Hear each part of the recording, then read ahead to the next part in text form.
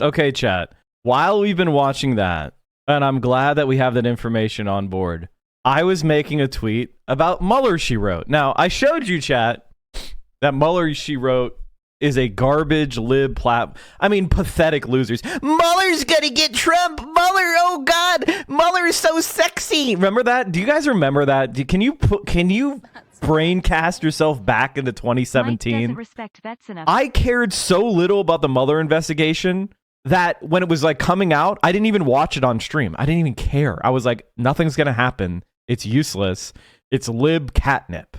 And of course, you could either have a career being a full-blown grifter over these things, or you can say like, they don't matter. I'm an idiot for telling you the truth, basically. I should scam lib dipshits. It's like the Amber Heard Johnny Depp trial. Zero value in that content whatsoever. But if it makes my Twitch stream grow twice as large, maybe I should be watching it. What was worse, the Mueller simping or the Comey simping? The Comey simping was so pathetically brain dead. I literally think that if I had a button to push to do population control on anyone who simped for Comey, I would push that button. Hey, Mueller, she wrote, you personally had 52,000. So Mueller, she wrote, if Biden forgives 10K in student debt and you decided you won't vote for Democrats because you have 50K, I have a favor to ask, and I'm being 100% serious. And it's just vote shaming bullshit like, oh, call the families of the Texans. Biden's going to do nothing for gun control. Why are you using their fucking corpses when you know Biden's going to do nothing? If Biden actually did shit, that would be a valid point. But he's not going to do anything, you fucking worthless scum. You vile piece of shit. But anyway, I'll leave aside that point. She's shitting on people for wanting 50K of student debt relief right? Well, what do you know? Tracking PPP. Search every company approved for federal loans. Mueller, she wrote. $52,157 of free money from the federal government. Forgiven. They got 50K. A podcast got 50K of free money from the government. Forgiven. The fact that I didn't get any PPP money, I'm so bitter about this. I should have PPP'd myself for $100,000 and just paid my student loans with it. I should have PPP'd myself for $100,000 and just paid my student loans. I've been like, I'm paying Mike from PA's salary. Unbelievable. This is okay to forgive. Rich business owners can get free money from the government. That's fine. Students, go fuck yourself. And it gets even worse. So obviously, she blocks, right? She already had me blocked, but whatever. It's a little bit spicy. Twitter, they don't know. And apparently, it gets even worse. I've been informed that she had $72,000 of student loans forgiven. Not only did she get $52,000 forgiven from PPP, she personally had $72,000 in student loans forgiven. She has a job. She's not disabled. She has a fucking job. Why does she have student loans forgiven? What? This is fraud. So personally, this lady in the last year and a half has gotten what is the total here? Let's see, 70, it's 52,674 plus, it just says 72,000. 72,000, we'll just go with that. $124,674 given to her from the federal government. And then they go around shitting on student loans. Here's the link to the thread, chat. Go in there, like it, comment, make sure you follow me. Incredible! Personally has gotten $125,000 from the government in 2 fucking years. Cash! And she's shitting on somebody who wants 50K for their school, by the way. That is absolutely incredible. That is absolutely incredible. And by the way, if you don't understand, this is how people actually get rich. If you want to know, this is how people actually get rich. It's not... There's a few people who are talented performers, entertainers, whatever, they get rich from that. That's the vast minority. The vast majority of people who are rich get so via direct government money or government granted monopoly. You know what a good example of that is? Car dealerships. The state laws around the country force car manufacturers to sell their cars through local dealers. So if you are a local dealer, you have a government granted license to skim all the car sales in your area. That prints you don't have to be competent to make money selling all the Fords in the fucking region. You just do the standard markup, you sit back, you put your feet up, and you become a multimillionaire. That's the average multimillionaire in America. Or they do it with beer distributors. That's another fucking way people do it. Alcohol licenses. That's most rich people are rich from inheritance or from some sort of grift with the government. That's the true path to fucking wealth. Not trying to call you out, but if you believe in loan forgiveness, don't you need to advocate for it for everyone? Are you talking to her or me? I don't think anybody who advocates against student loan forgiveness should get student loan forgiveness. Not true. Adam's Netflix show talks about this. It's informative. Unbelievable, man. My parents work off your debt. Meanwhile, they get $272K PPP forgiveness. Wait, really? They're not going to pay your student loans and they got $300,000 in free money from the government? Incredible. Legitimately want this person. I legitimately don't think there's any punishment that's too severe for this person. I don't think there's any punishment too severe for this person. Anything can be done to them. They're ontologically evil. I know a few people who got PPP loans and all of them took vacations. No shit! It was free fucking money. I can't look at her tweets because I'm blocked. We'll just range from futile to just ridiculous. Biden's address came from a place of, he's lost multiple children. That, I think, cynically, frankly, the White House sees that as a point of, that they can hit on because it's obviously they perceive him as the empathy president. And so they think that he can hit these right notes here. But part of it's enraging because as much as the pain that Biden has gone through in that way, I think is horrific. There's no legislative solution that is even being discussed, and it won't be because the Senate wants to go on recess, and frankly, they don't want to do anything institutionally in the Senate that would allow for any gun measures to pass. And to be clear, there's not a lot of room they can do because of the Supreme Court, and this just gets back to the failure of the Biden administration to do what they can do. Right? There are limits to what they can do legislatively. There are limits that we can do with the bully pulpit. I mean, I am fully aware of this and sympathetic to it. But there's a lot of things that Joe Biden could have done over the past year and a half to put us in a slightly better position to deal with this. And fine, if the Supreme Court strikes this stuff down, then so be it, though. But that doesn't mean you don't swing. Well, that's right. But also, I would also just say, we need to understand that the Supreme Court is a political body.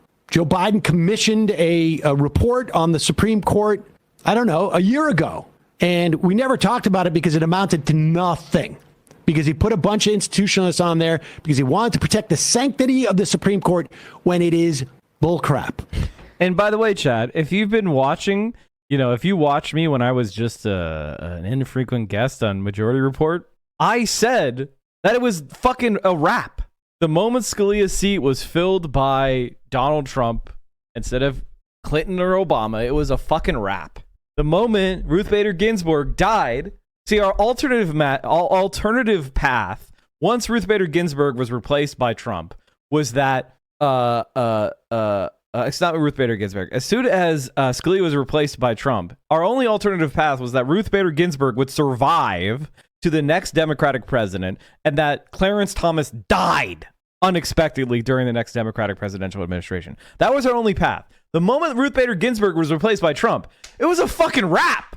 They got the far-right court they've always dreamed. They've got 6 psychos on the Supreme Court, 5 insane people, and that was it. Even if Clarence Thomas were to die tomorrow, it wouldn't matter. It'd be a 5-4 batshit crazy conservative court.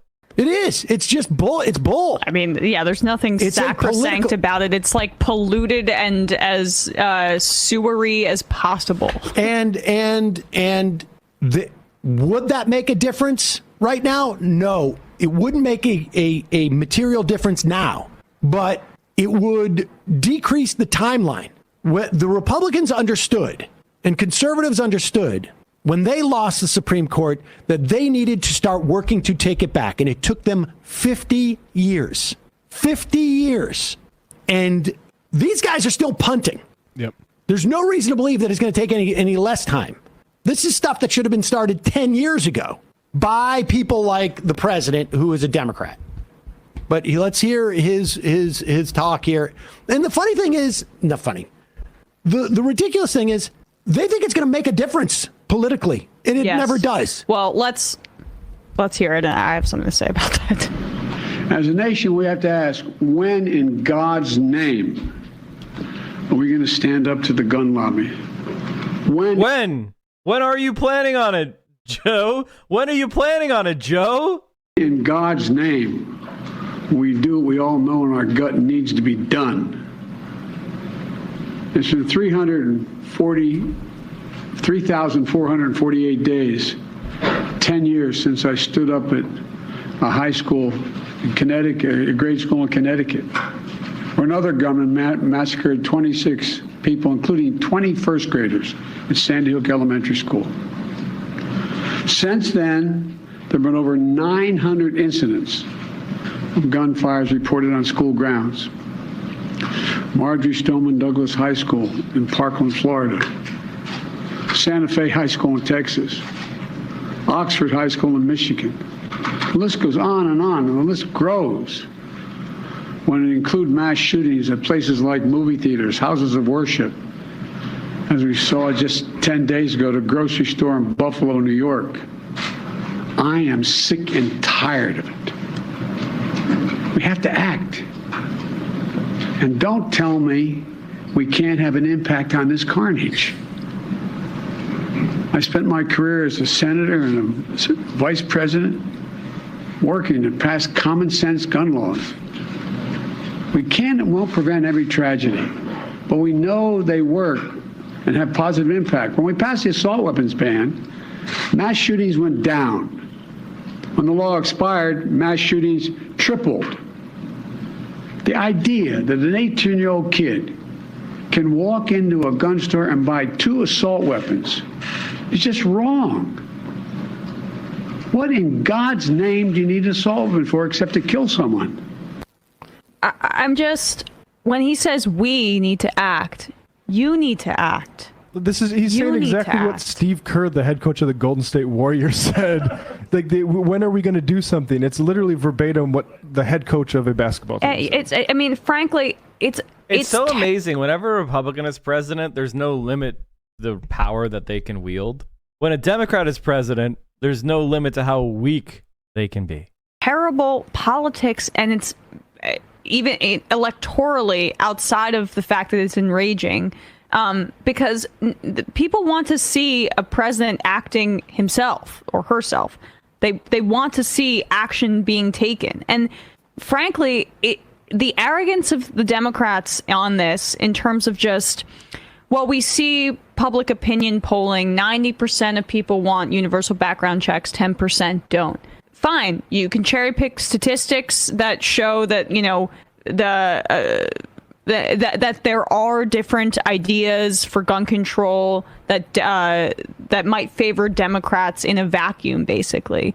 But the Republican Party doesn't operate on polling and public opinion. They act with the urgency of a minoritarian party, which is what they are. What is an assault weapon? The deadliest school shooting at Virginia Tech was done with handguns. First of all, let me just say this. That's a meaningless statement. Who gives a shit if slightly more people would kill with handguns than assault rifles? The answer of a true gun control program would involve controlling handguns as well as assault rifles. Just so happens that assault rifles are usually more deadly than handguns. This is just a matter of physics and how the human body works. You just literally don't. Here, would you rather I shot you with a rifle bullet or a handgun bullet? If you don't pick a handgun bullet, you're a very dumb person. Especially if it's a 5.56. You know, if you're gonna get shot with a NATO round, or a 9mm. You pick the 9mm. Obviously, not being shot is a better choice. That's not the choice in America. Are you a Marxist, Mike? I mean, anybody, of course. How can you not be? The only people who are not Marxists are literally people who haven't read it or who use the insights of Marx in opposition to the working class. The most Marxist fucking people go to business school. Business school, they tell you how to oppress the working class. They tell you how to extract value from people. They don't hide it behind the flowery language of the economics division of a university. They actually tell you how to oppose union organizing. They explain to you how to wring out extra money from employees without paying them more. Why are Democrats always too good or just straight afraid to abuse a clearly broken system that continually uses to railroad them? We've talked about this quite a bit, but it has to do with, there was a very good video by Innuendo Studios on YouTube called when they go high, we go, or when they go low, we go high, which explains the Democrats' worship of process and liberalism brain. We've watched it a couple of times. I recommend it quite a bit. Abortion rights are popular. Abortion bans are unpopular. And guess what's happening right now? We're about to ban abortion in many states throughout this country, and Roe v. Wade's about to be overturned. So they're playing on an entirely different field. The Democrats are acting as if public opinion is going to just gradually move the political tides in their favor without them really having to do anything. That Republicans can be shamed into changing their ways, and then eventually the fever will break. It's part of that same thing. When the reality is that you guys are just playing two separate games, and the Republicans are winning and like winning over, are winning on their playing field basically. So I don't want to play the popular opinion game. It's not about popularity. This is about... Why hasn't it been made official? Because they have to write dissents, concurrences, etc. It takes a while to actually release a formal decision of the Supreme Court. My guess is they're either going to do it later in the year or maybe even after the election. Power. You have to seize power because it's life and death. And all of this, and we're going to take a break in a second here and get to Harvey and Alan in just a moment. But at the end of the day, this is, again, about the Democratic leadership. And I know there's a lot of people who are like, why aren't you talking about the Republicans? Because everyone watching this knows. Yes. That where the Republican Party stands with this. And but none of us here know where the Democratic Party stands on this. And that is because, on one hand, the Democratic leaders come out and talk about we have to get rid of the power of the NRA. And literally, on the other hand, they are recording robocalls for a congressman in Texas in a primary last night. It's called the alt-right playbook, you go high, we go low. Right. That's the one I'm talking about. Who gets an A rating from the NRA, on top of also being against abortion rights, and who's going to very possibly win that primary by 100 votes out of 45,000 cast. So that's why we're talking about the Democrats, because we know where the Republicans stand. But the Democrats are sending mixed messages. There's no other way to assess that. And you're not going to win when you're fighting for power, when you're sending completely mixed messages. You're just not. We need new leadership. There's just no other question about it. This leadership has failed. It has failed not even in executing an agenda. It has failed in even articulating a specific agenda. Just really quickly, the Schumer quote. I mean, I'm sorry, but Schumer said on a gun bill that there's no gun bill imminent. I can just read it, guys. Schumer says no gun bill imminent, tells Jake Sherman of Punchbowl News. Americans can make a choice, Schumer says. Americans can cast their vote in November. Some of them, if Cuellar holds on, can cast a vote for somebody who hasn't. The reason why people called you a debate pervert is because you put out a point that anybody with a functioning brain would recognize as irrelevant, immaterial, or not even close to a debate point. Also, you assumed that we were talking about some sort of very narrow politician focus group tested version of gun control, as opposed to the maximalist and effective position that would include handguns. the type of gun control we see in Japan, Switzerland, United Kingdom, Australia, France, etc. That's the type of gun control that I support. Not some piss whiny bitch little Democrat Party gun control. It's like maybe we'll do background checks on a couple of private guns, and maybe we won't allow people to have rifles with 45 round magazines and just make it 20 rounds, please, sir. And we'll grandfather all your weapons in you purchase so that you can keep them. And yeah, no. You want to argue with the Democrats? Go find a Democrat. An A rating with the NRA on the Democratic ticket. Schumer says Republicans can work with Democrats now to craft a bill. He's skeptical. Unlikely. Burnt in the past. I mean, Americans can make a choice.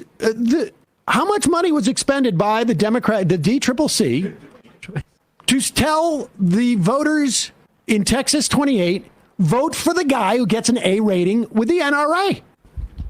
That's the choice you guys made. That's the choice Pelosi made. That's the choice Clyburn made.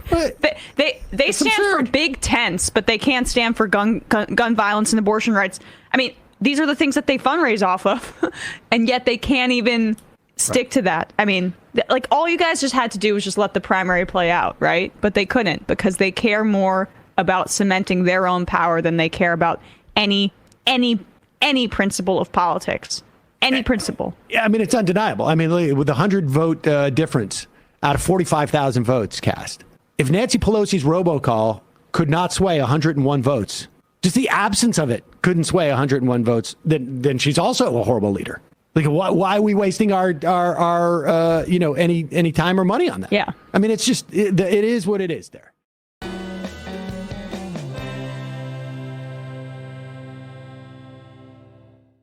You have an obligation to like, comment, and subscribe.